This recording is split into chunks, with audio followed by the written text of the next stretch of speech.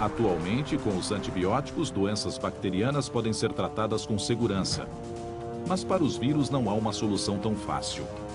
E, como nos tempos bíblicos, os animais de criação estão na linha de frente das epidemias mortais. Podem ser vírus da gripe, que estavam anteriormente vivendo em aves, porcos ou outro tipo de animal, até que algum deles sofre uma mutação que permite viver também num hospedeiro humano. As recentes epidemias de gripe suína e gripe aviária são alertas que o ser humano não pode ignorar. Muitos epidemiologistas acreditam que é praticamente inevitável que em algum ponto novamente teremos um tipo de gripe aviária que sofrerá uma mutação que lhe permitirá se alojar em seres humanos e que será mais facilmente transmissível. E ela pode ser mais ou menos mortífera.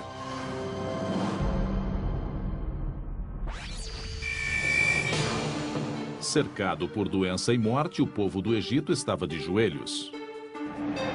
Mesmo assim, o faraó não se abalou. Ainda faltavam 4 pragas, e a espiral de devastação estava longe de terminar. Para os egípcios, seu império estava em jogo. Mas hoje todo o nosso planeta poderia estar em perigo. E é até mesmo provável, em muitos casos, que um desastre muito grave acabe criando a possibilidade para outros desastres bastante sérios no futuro. A questão é, estamos preparados para algo equivalente às 10 pragas hoje em dia? Eu acredito que juntar as 10 pragas é querer destruir definitivamente toda uma cultura até que ela esteja morta e enterrada.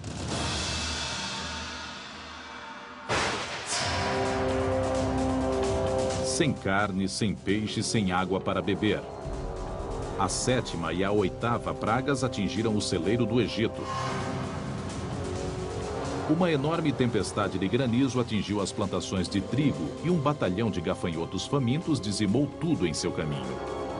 A Bíblia diz que foi a mais grave de todas as pragas, embora não tenha matado muitas pessoas ou animais. Mas o que ela fez foi matar a esperança de sobrevivência dos egípcios.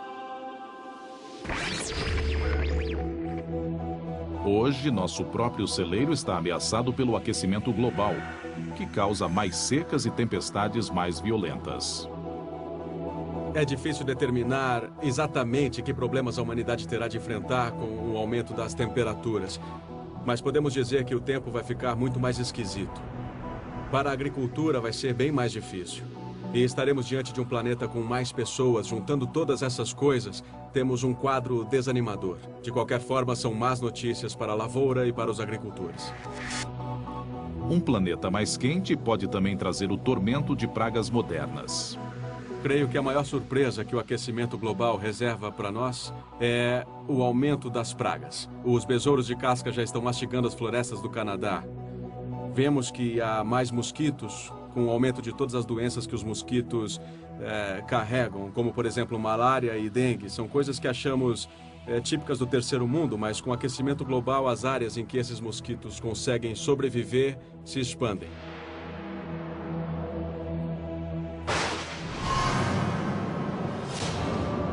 Na Bíblia, a 9ª praga torna-se a demonstração máxima do poder de Deus. A escuridão total toma conta do Egito. Imagine a ansiedade deles. Será que o sol nunca mais vai voltar? O que iria acontecer com eles?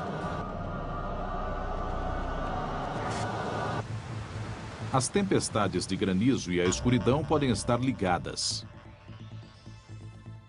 Alguns estudos recentes sugerem que elas são prova de que a Bíblia registrou um dos maiores cataclismos do mundo antigo. 800 quilômetros ao norte do Egito fica a ilha grega de Santorini. No século XVI a.C., Santorini foi despedaçada por uma das maiores explosões vulcânicas dos últimos 10.000 anos.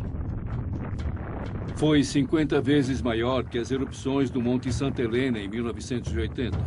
Portanto, foi o maior evento ocorrido naquela região, no Mediterrâneo, nos tempos antigos. Teriam as histórias sobre a explosão de Santorini sido incluídas na Bíblia? Bem, uma explosão vulcânica desse porte geraria uma coluna de fumaça de 20 a 30 quilômetros de altura. Portanto, as pessoas veriam a chuva de cinzas caindo do céu. E veriam a escuridão, porque a nuvem de poeira cobriria a luz do sol. Recentemente foram encontradas provas materiais de que cinzas de Santorini chegaram ao Egito, a 800 quilômetros de distância. A prova material da presença das cinzas são as camadas de cinza encontradas em um lago do delta do Nilo. Portanto, sabemos que as cinzas foram naquela direção para o leste e caíram sobre aquela região. A erupção também pode explicar as tempestades de granizo devastadoras.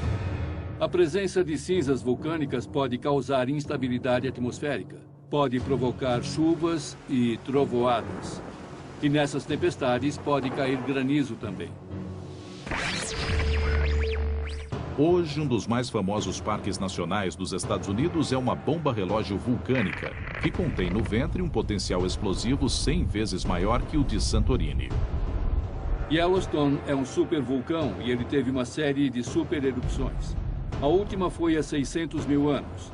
E analisando a história de Yellowstone, vemos que a cada 600 mil anos, mais ou menos, o vulcão tem uma nova supererupção.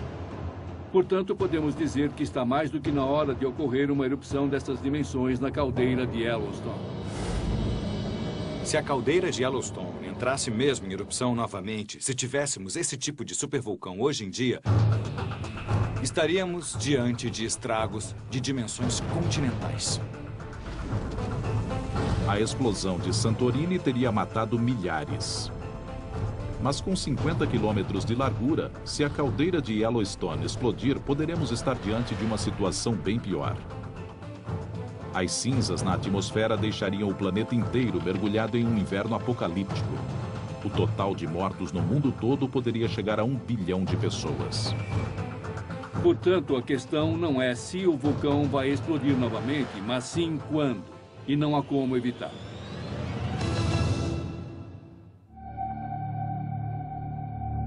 Na Bíblia, o que finalmente convence o faraó a deixar os israelitas partir não é a ruína do império, mas a morte do seu primogênito. A 10ª praga mata todos os primeiros filhos homens do império.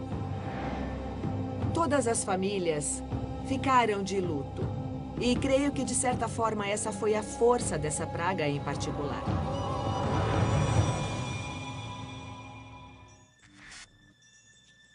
E até isso pode ter sido resultado das pragas anteriores. As tempestades de granizo e os gafanhotos que destruíram as lavouras forçaram os egípcios a se alimentar do trigo armazenado. Mas os cereais podem criar fungos e toxinas mortíferos se guardados em silos subterrâneos. O fungo produziu uma poderosa substância química. É uma molécula biologicamente ativa que se chama micotoxina. E a menor quantidade dessas micotoxinas, ou seja, umas poucas moléculas, pode matar pessoas e animais rapidamente. E normalmente o primogênito seria o mais bem alimentado. Havia uma tradição de que o mais velho receberia 2 porções. Assim, eles estavam recebendo mais do que as crianças mais novas. Os irmãos recebiam e acabavam morrendo.